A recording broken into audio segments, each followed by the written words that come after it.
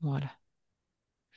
Donc bonjour à toutes. Bienvenue à ce petit échange avec Nathalie Flippo que je laisserai se présenter après. Donc l'objectif de cet échange, c'est de pouvoir clarifier le rôle et les possibilités de collaboration qu'on peut avoir entre des enseignants de matière plutôt générale et les enseignants de matière générique, de matière pardon, donc entre les enseignants de matière générale et les enseignants de matière technique. J'ai fait un mix entre les deux dans le cadre d'un projet pédagogique qu'on peut envisager comme euh, interdisciplinaire. Voilà, c'est pour essayer d'avoir un peu un éclairage là-dessus. Et du coup, voilà, j'ai demandé à Nathalie Flippo, donc si vous voulez bien vous présenter. Oui, bonjour, je suis Nathalie Flippo, je suis inspectrice pédagogique et coordinatrice du pôle innovation, accompagnement de rénovation et ressources, hein. Et par ailleurs, je pilote un groupe transversal sur les transitions, donc c'est quelque chose que je travaille assez de façon continue, hein. Donc peut-être pour commencer, Madame Flippo, peut-être nous rappeler comment a évolué le cadre du BTSA concernant l'intégration des matières générales par rapport aux capacités professionnelles qui sont écrites. J'aurais presque envie de vous dire qu'il n'a pas évolué. Parce qu'en fait, on a toujours pu associer des capacités dites générales à des capacités professionnelles ou des enseignements généraux à des enseignements professionnels. Mais les enseignants ne s'en sont pas sentis autorisés autant qu'on l'aurait souhaité. Ils ne s'en sont pas vraiment emparés. Bon, là, depuis la réforme, maintenant qui concerne tous les BTS, euh, et qui permet la semestrialisation, qui n'est pas obligatoire, hein, mais qui est semestrialisation ou pas, il y a une ingénierie pédagogique à conduire et des situations d'évaluation à imaginer qui peuvent être soit entièrement constituées de capacités générales, soit entièrement constituées de capacités professionnelles, soit un mix des deux, à condition bien sûr que ce soit pertinent, qu'il y ait un intérêt à mixer les deux. Il n'y a pas d'injonction à les mixer dans les situations d'évaluation, mais en revanche, nos modules à quelques exceptions près. Je pense par exemple au module M21 qui correspond à la capacité C21 qui concerne l'EPS en particulier, qui est monodisciplinaire. La plupart de nos modules sont pluridisciplinaires et ça, c'est pas nouveau, hein. Et encore, on dit pluridisciplinaire, on devrait dire interdisciplinaire, hein. Mais l'enseignement agricole a confondu les deux termes depuis longtemps. Mais les modules, comme ils sont inscrits, rédigés de façon pluridisciplinaire, on est au moins obligé de travailler ensemble de façon pluridisciplinaire, c'est-à-dire à réfléchir à qui enseigne quoi, comment, qui apporte quel savoir et quelle complémentarité.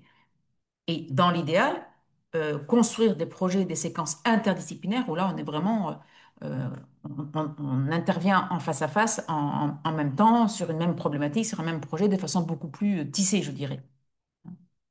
Mais ça, c'est pas nouveau. Ce qui est nouveau pour les BTS, c'est que les maths et les technologies de l'informatique et du multimédia ont basculé du domaine commun au domaine professionnel. Et elles sont intégrées, il n'y a pas de module de maths ni de module de team, elles sont intégrées aux modules dans lesquels on pense que ces savoirs-là peuvent le plus contribuer à l'atteinte des capacités. Donc d'un BTS à l'autre, ça va être différent, hein.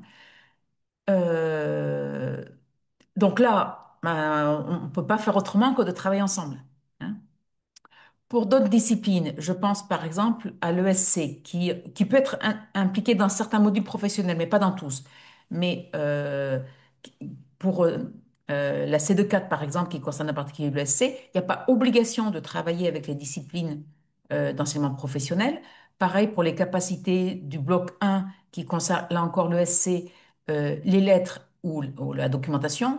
Il n'y a pas obligation de travailler avec les capacités du domaine professionnel, mais c'est fort intéressant quand c'est pertinent, hein, quand c'est pertinent.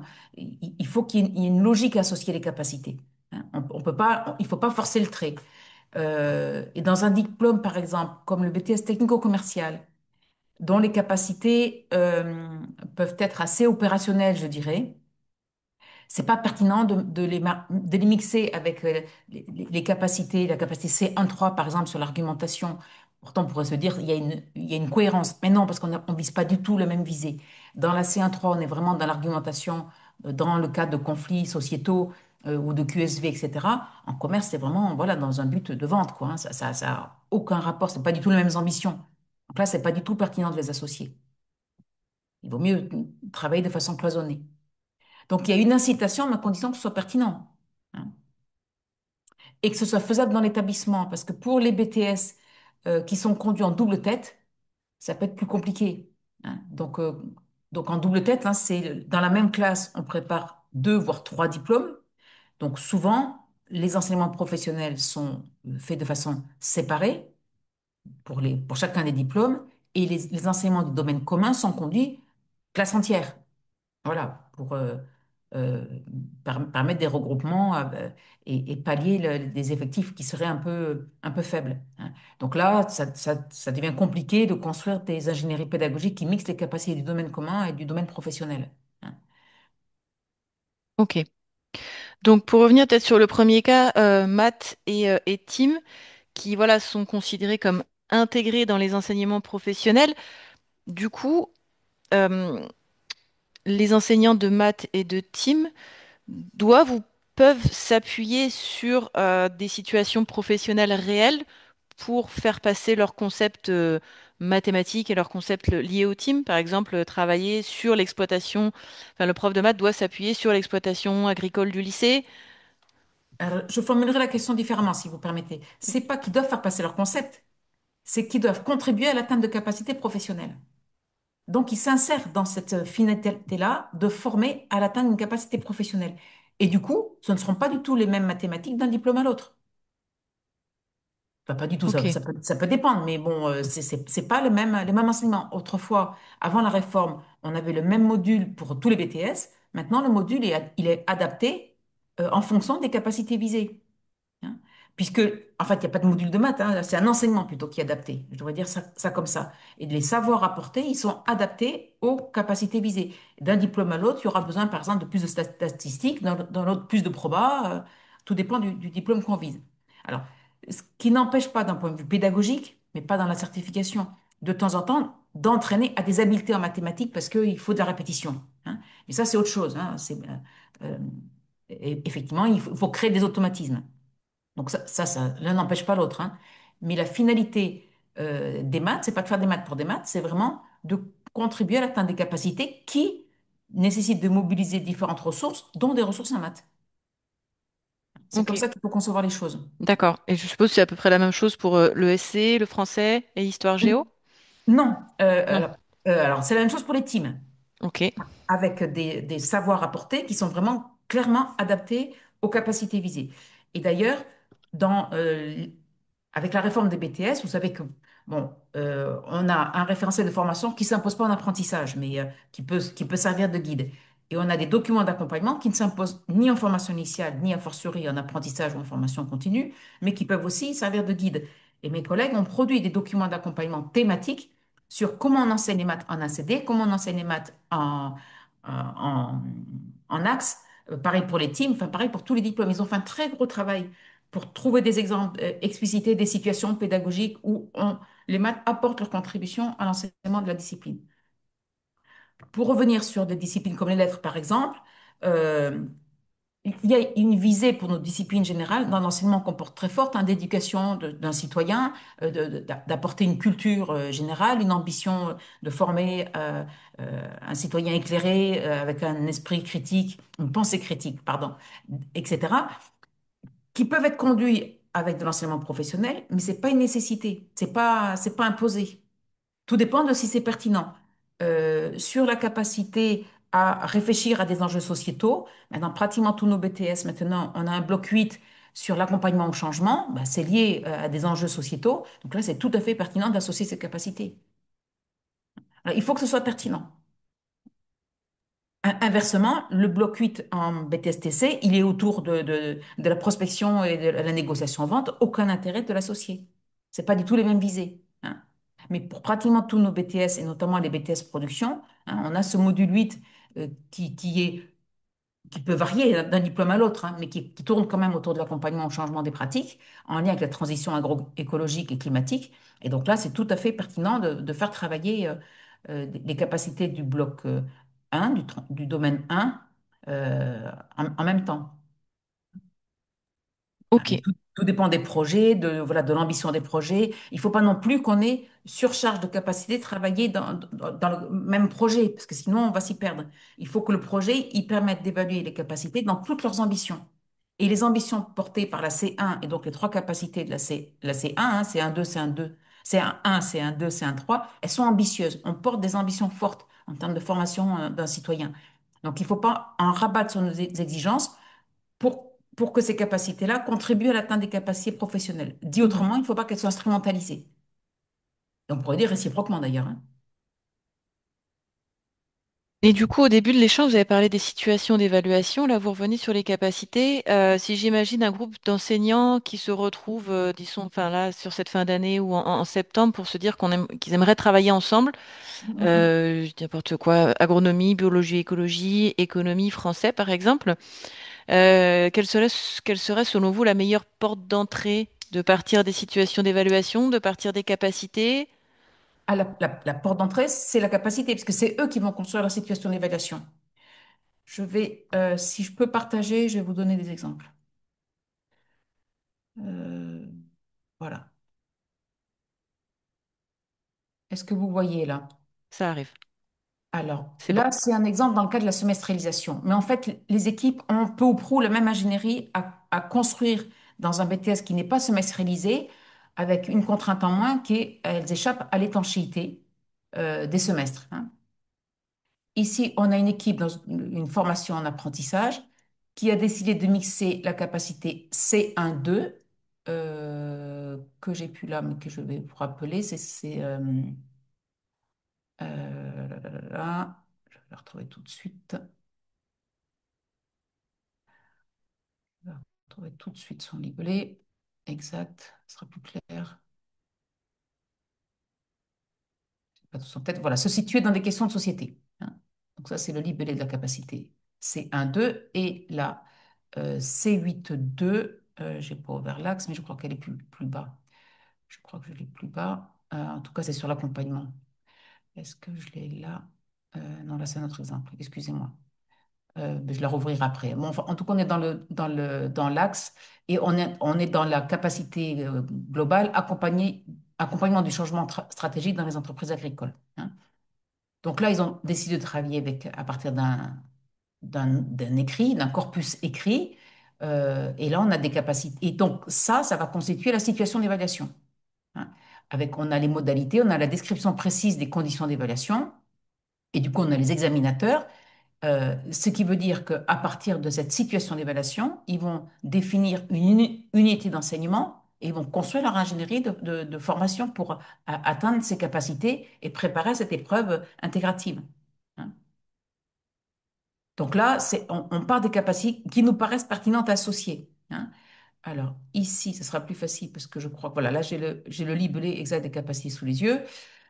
Donc là, on est toujours en axe agri. On a une capacité, une UE33, démarche de co-construction avec des acteurs d'un territoire, d'un plan d'action concrète en réponse à une problématique, hein, euh, avec l'utilisation, enfin la mobilisation de la capacité C1.3, argumenter un point de vue dans un débat de société, et C8.3, contribuer à la construction d'un plan opérationnel d'accompagnement stratégique d'un acteur ou d'un collectif d'acteurs, hein. Donc là, on a une situation d'évaluation qui prend appui sur une thématique actualisée chaque année, puisque là, la situation qui nous présente, c'est pour toute la durée de l'habilitation, hein, c'est pour 5 ans, qui sera certifiée avec un oral individuel et un carnet de bord sur la durée du projet, hein. Donc, à partir de ça, ben, là aussi, cette situation d'évaluation va découler sur une unité d'enseignement. Et donc, l'enseignement qui va s'appuyer sur un vrai projet en lien avec le territoire, mais il est conduit forcément de façon interdisciplinaire. Ça ne peut pas être autrement. Donc, ils sont bien obligés de préparer ensemble, hein. Voilà, j'arrête là le partage pour le moment. J'y reviendrai peut-être si nécessaire. Ok. Donc, c'est vraiment, on part des capacités. La situation d'évaluation, elle va être constituée à partir des capacités qui paraissent pertinentes d'associer. Alors, au regard du critère du référentiel, mais au regard du critère des partenariats aussi, qu'on a ou pas, des situations effectives contextualisées que l'on peut rencontrer, hein. Au regard de l'existence ou pas d'une exploitation sur l'établissement ou d'un atelier technologique ou voilà. Ok. Et donc là, je vais faire un focus plutôt pour le projet CASDAR ASEC que j'anime. Donc en mai dernier, les enseignants, ils ont travaillé sur un ruban pédagogique et ils ont pensé que, par exemple, l'enseignant ou l'enseignante de français pourrait accompagner les étudiants à reformuler une problématique après un temps d'échange avec l'agriculteur, un temps d'entretien avec un agriculteur. Ou il pourrait aussi peut-être les accompagner à produire un écrit plutôt structuré ou un support oral pour, à la fin, restituer de la réponse à l'agriculteur. Est-ce que ça vous semble compatible avec les attendus de l'enseignement du français en BTS? Ah mais oui, mais tout à fait, tout à fait. C'est spécifiquement en lien avec notamment la capacité C1-2, hein, se situer dans des questions de société, avec deux critères d'évaluation, identification de débats de société actuels et élaboration de problématiques. Hein. Donc voilà, problématiser à partir euh, d'une question vraiment contextualisée, c'est très intéressant. Ok.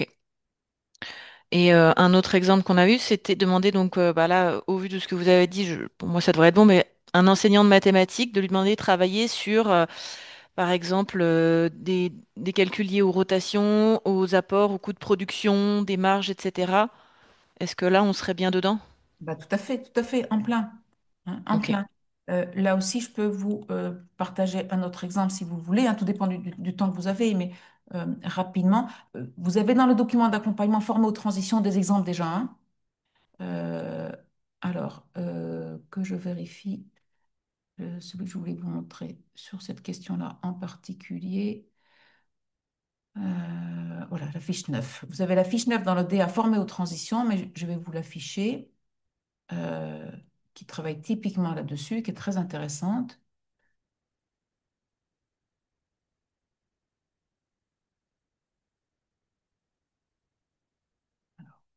Excusez-moi.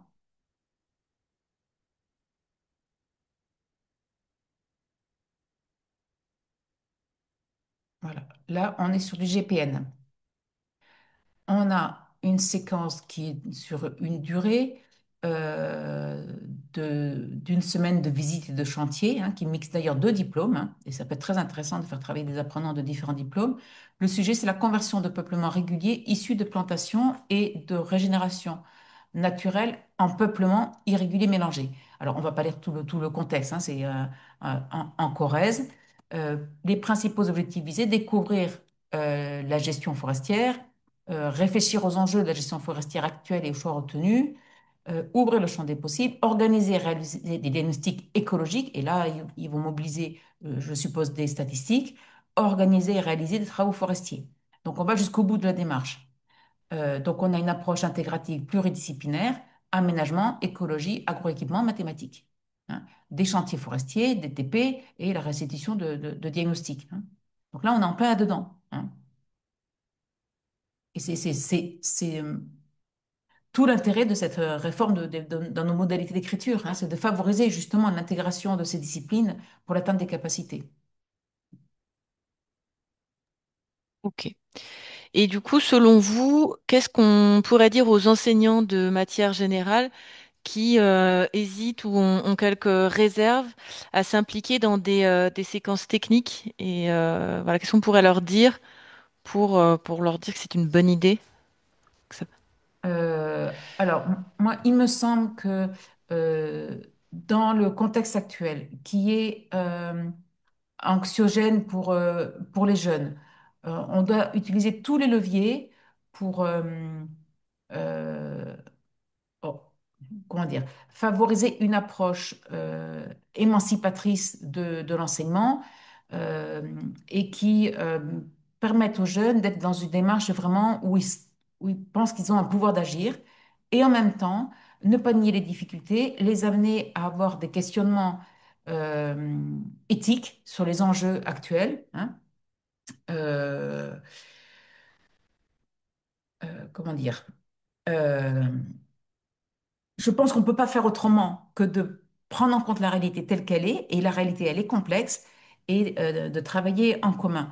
Alors, un des freins peut-être des enseignants, qui est peut-être implicite, hein, je me trompe peut-être, mais qui est peut-être implicite, c'est la crainte de la légitimité. Euh, voilà, penser qu'ils ne sont pas forcément légitimes pour enseigner ces questions-là, et peut-être parce qu'ils ne maîtrisent pas le domaine. Mais là, je pense qu'on a des leviers. C'est, par exemple, les amener en binôme au départ avec un collègue de technique à faire des visites de stagiaires ou d'apprentis sur le terrain. Euh, voilà, il faut qu'on ait un pilotage pédagogique qui permette de leur donner du temps pour échanger. Euh, Ça donne du sens à leur enseignement. Alors, il ne s'agit pas non plus hein, d'instrumentaliser les disciplines générales au profit de l'enseignement professionnel, mais ça donne du sens parce que la réalité, elle est complexe. Hein. Moi, je pense on peut difficilement faire différemment maintenant.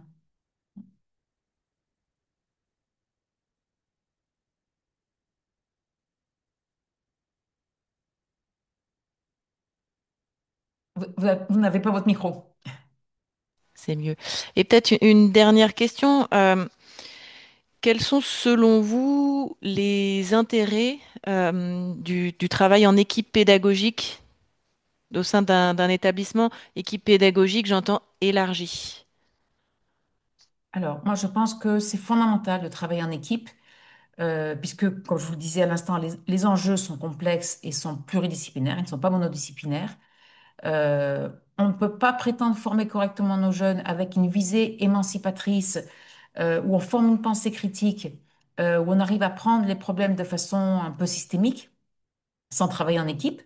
Il ne s'agit pas non plus d'être dans le doctrinement, hein, d'où la nécessité de travailler sur une pensée critique et dans la visée euh, transformatrice de l'école. C'est-à-dire, on n'est pas là uniquement pour restituer l'existant, pour délivrer un savoir descriptif ou encyclopédique, on est là pour qu'il mobilise ce savoir pour faire évoluer la société dans le sens d'un bien vivre pour pour l'ensemble de la société, voire les non-humains. Hein. Euh, donc ça, je pense qu'on ne peut pas faire autrement. Et puis moi, j'y vois un autre avantage. Alors certes, c'est du temps de concertation, etc. Et il peut y avoir des freins liés aussi au fait de montrer ses pratiques, hein, de partager ses pratiques, etc. C'est pas inscrit culturellement chez nous. Mais moi, j'y vois un gros avantage, c'est que certes, ça demande du temps, mais on ne partage pas seul la responsabilité de l'enseignement. Et quand les choix ont été portés en équipe, quand la mise en œuvre est portée collectivement, même si ce n'est pas toujours deux ou trois en face à face avec les élèves, mais on s'inscrit dans une ingénierie, dans un projet collectif, ben, il me semble que c'est quand même beaucoup moins de stress. Parce qu'on n'est pas seul responsable des choix. Et puis on a échangé, on comprend mieux les enjeux, on sait que bah, si on a du mal à porter quelque chose, le collègue complétera, reviendra dessus parce qu'on s'inscrit dans une totalité. Et parce que bien sûr, quelquefois, on peut être à la limite entre sa discipline et la discipline du collègue, mais le collègue, il reviendra si on sait exactement ce qu'il va faire. Mais qu'on est dans la complémentarité et pas dans le cloisonnement et dans le tuyau d'orgue, c'est quand même bien plus intéressant. Je pense vraiment que les enseignants ont tout intérêt à travailler en équipe. Euh, c'est réducteur de stress et il manque pas de facteur de stress actuellement. Je pense que c'est intéressant. Mais il faut leur dégager du temps de concertation. Il faut qu'ils se sentent légitimes pour ça. Je pense qu'il faut qu'ils se forment davantage à l'approche par compétence, par capacité, parce que c'est inhérent à l'approche par capacité et compétence. Et sortir d'une représentation de l'enseignement qui vise à transmettre des savoirs disciplinaires, c'est pas si simple. Et alors, peut-être une question un peu naïve, mais moi qui ne suis pas en EPL tous les jours, qui peut dégager ces espaces de concertation et trouver du temps pour que les équipes, justement, se retrouvent? Ah ben, c'est au directeur adjoint, c'est un commun, ou au directeur de centre. Ok. Hein, mais c'est eux qui doivent dégager ce temps-là, de légitimer, impulser, donner l'envie. On leur demande pas d'être des pédagogues, mais qui comprennent le sens et qui, voilà, il faut dégager des temps, des journées banalisées. On peut pas faire autrement. Si on veut conduire une véritable ingénierie de formation, alors ce qui serait utile, à mon avis aussi, et il y a un projet en ce sens d'ailleurs qui est porté par Eduter Ingénierie et l'UR-FOAP, sur l'ingénierie pédagogique, sur la formation des formateurs, mais aussi des enseignants à l'ingénierie pédagogique. Parce que autant les formateurs en UC, ils sont formés, autant les autres en apprentissage ou en formation initiale scolaire ne sont pas formés à ça. Et donc, il y a un gros projet, on travaille en collaboration là. Ça sera intéressant pour vous de le suivre, à mon avis. Il y a un gros besoin. Il y a besoin de formation en ingénierie pédagogique, il y a besoin de formation sur les transitions, les questions socialement vives, etc. Et là, je travaille avec l'école de la controverse euh, pour produire un guide pédagogique sur la mise en œuvre de séquences sur les questions plus globalement en jeu de société. Et puis, il faut qu'il continue à se former sur l'approche par capacité, parce que c'est un gros changement et c'est pas toujours bien maîtrisé. Ok. Est-ce que Fleur et Coralie, vous auriez des questions, enfin, globalement sur ces organisations pédagogiques au global? Moi, j'avais une petite question. En fait, vous avez dit que les enseignants, il faudrait qu'ils se forment aux capacités, ils se forment davantage. Et quels moyens ils ont enfin, quelles ressources ils ont pour se Eh former aux bien, je capacités? croiserai avec la réponse du travail en équipe, c'est-à-dire qu'on a un dispositif de formation qui s'appelle Capéval, qui est perfectible, hein, bien sûr, hein. Mais si on le croise avec des temps d'échange de pratique, par exemple, pendant les 5 semaines de la formation, ben, le directeur adjoint ou le directeur de centre décide de banaliser 2 heures en fin de semaine, par exemple, pour qu'une fois que les enseignants ont fait chacun individuellement la formation, qu'ils échangent sur la pratique et qu'ils se questionnent qu'est-ce que ça peut changer dans nos pratiques, qu'est-ce qu'on doit faire évoluer dans nos pratiques pour vraiment rentrer dans cette démarche-là.